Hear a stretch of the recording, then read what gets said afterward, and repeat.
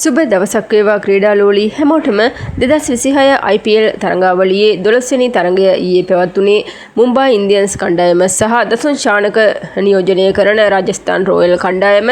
ඉතින් කෙසේ වෙතත් ඊයේ තරඟය ක්‍රීඩා කිරීමට දසුන් ශානකට අවස්ථාව ලැබුණේ නැහැ. වර්ෂාව නිසා තරඟය මදක් පමා වී ආරම්භ වුණේ පන්දුවාර 11කට සීමා වූ තරඟයක් ලෙස. කෙසේ වෙතත් තරඟයේ මුලින්ම පන්දුවට පහර දුන් රාජස්ථාන් රොයල් කණ්ඩායම පන්දුවාර 11 අවසානයේ කඩලු 3ක් දෙවී ලකුණු 150 ලබා ගැනීමට සමත් වුණා. ලකුණු ලබා ගැනීමේදී නොදෙවි යසස්වි ජයස්වාල් අගනා ඉනිමක් ක්‍රීඩා කිරීමට සමත් වුණා. පන්දු 32කින් ලකුණු 77ක් වාර්තා වූ ඔහුගේ ඉනිමට 4 පහර 10ක් සහ 6 පහර 4ක් ඇතුළත්. ඒ වගේම ඔහුගේ ප්‍රහාරාත්මක වේගය ලෙස සටහන් වුණේ 240.63ක්. ඒ වගේම ඔහුට අණගි සහායක් දුන් විභව් සූර්යවංශී ලකුණු 39ක් ලබා ගැනීමට සමත් වුණේ. පන්දු 14කින් 1 පහරක් සහ 6 පහර 5ක් ඔහුගේ ඉනිමට ඇතුළත්. ඔහුගේ ප්‍රහාරාත්මක වේගය ලෙස සටහන් වුණේ 278.57ක්. ජුරල් ලකුණු 2යි. රියන් පරාක් ලකුණු 20යි. පන්දු 10කින් 1 පහරක් සහ 6 පහර 2ක් ඔහුගේ ඉනිමට ඇතුළත්. ශිම්රන් හෙඩ්මේර් නොදෙවී ලකුණු 6යි.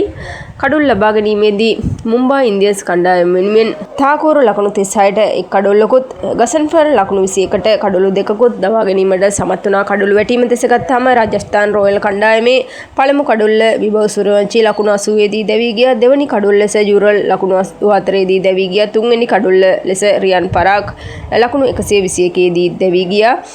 පිළිතුරු ඉනිම ක්‍රීඩා කළ මුම්බායි ඉන්දියන්ස් කණ්ඩායමට පන්දුවාර 11 අවසානයේ ලබාගත හැකි වූයේ ලකුණු 123ක් පමණයි. ඉතින් ඒ අනුව රාජස්ථාන් රොයල් කණ්ඩායමට ලකුණු 27ක ජයග්‍රහණයක් හිමි වුණා. ලකුණු ලබා ගැනීමේදී මුම්බායි ඉන්දියන්ස් කණ්ඩායම වෙනුවෙන් වැඩිම ලකුණු ලාභියා වූ නමාන් දීර ලකුණු 25ක් ලබා ගැනීමට සමත් වුණේ. පන්දු 13කින් 4 පහර 3ක් සහ 1 පහරක් ඔහුගේ ඉනිමට ඇතුළත්. රදර්ෆෝල්ඩ් ලකුණු 25යි. පන්දු 8කින් 4 පහර 2ක් සහ 6 පහර 2ක් ඔහුගේ ඉනිමට ඇතුළත්. තිලක් වර්මා ලකුණු 14ක් ලබා ගැනීමට සමත් වුණේ. පන්දු 10කින් 4 පහර 2ක් ඔහුගේ ඉනිමට ඇතුළත්. කඩුල් ලබා ගැනීමේදී රාජස්ථාන් රොයල් කණ්ඩායම වෙනුවෙන් ජොෆ්රා ආචර් ලකුණු 17ට එක් කඩුලකුත්, බර්ගර් ලකුණු 21ට කඩුළු දෙකකුත්, ශර්මා ලකුණු 26ට කඩුළු දෙකකුත්, දේශපාණ්ඩේ ලකුණු 29ට එක් කඩුලකුත්, බිෂ්නෝයි ලකුණු 25ට කඩුළු දෙකකුත් දවා ගැනීමට සමත් වුණා. කඩුළු වැටීම දෙස ගත්තාම මුම්බායි ඉන්දියන්ස් කණ්ඩායමේ පළමු කඩුල්ල ලකුණු 10 දී රයන් රිකල්ටන් දැවී ගියා. ලකුණු 20 දී දෙවනි කඩුල්ල ලෙස සූර්යකුමාර යදව් දැවී ගියා. ලකුණු 22 දී තුන්වෙනි කඩුල්ල ලෙස ශර්මා දැවී ගියා.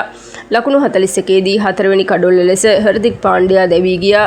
ලකුණු 46 දී පස්වෙනි කඩොල්ල ලෙස තිලක් වර්මා දැවී ගියා. ලකුණු 93 දී හයවෙනි කඩොල්ල ලෙස රදර්ෆෝඩ් දැවී ගියා. ලකුණු 103 දී 7 වෙනි කඩොල්ල ලෙස නමාන් දීර් දැවී ගියා. ලකුණු 111 දී 8 වෙනි කඩොල්ල ලෙස තාකූර් දැවී ගියා. ලකුණු 116 දී 9 වෙනි කඩොල්ල ලෙස ටෙන්ට් බෝල්ට් දැවී ගියා. ඉතින් කෙසේ වෙතත් මෙම තරඟ ජයග්‍රහණය සමග රාජස්ථාන් රොයල් කණ්ඩායම නැවතත් ප්‍රසාද ලකුණු සටහනේ පළමු ස්ථානයට පැමිණීමට සමත් වුණේ තරඟ තුනම ජයග්‍රහණය කරමින්. ඉතින් අද පැවැත්වෙනවා ගුජරාට් ටයිටන්ස් කණ්ඩායම සහ පැතුම් නිශ්ශංක ක්‍රීඩා කරන දිල්ලි කැපිටල් කණ්ඩායම දෙක අතර තරඟ. ඉතින් මෙම තරඟය ශ්‍රී ලංකා වේලාවෙන් රාත්‍රී 7:30ට ආරම්භ වීමට නියමිතයි. ඉතින් මෙම තරඟාවලියේ සියලුම තරඟවල තොරතුරු අපි ඔයාලට අරගෙන එන්නම්. අපේ channel එක subscribe කරලා තියාගන්න.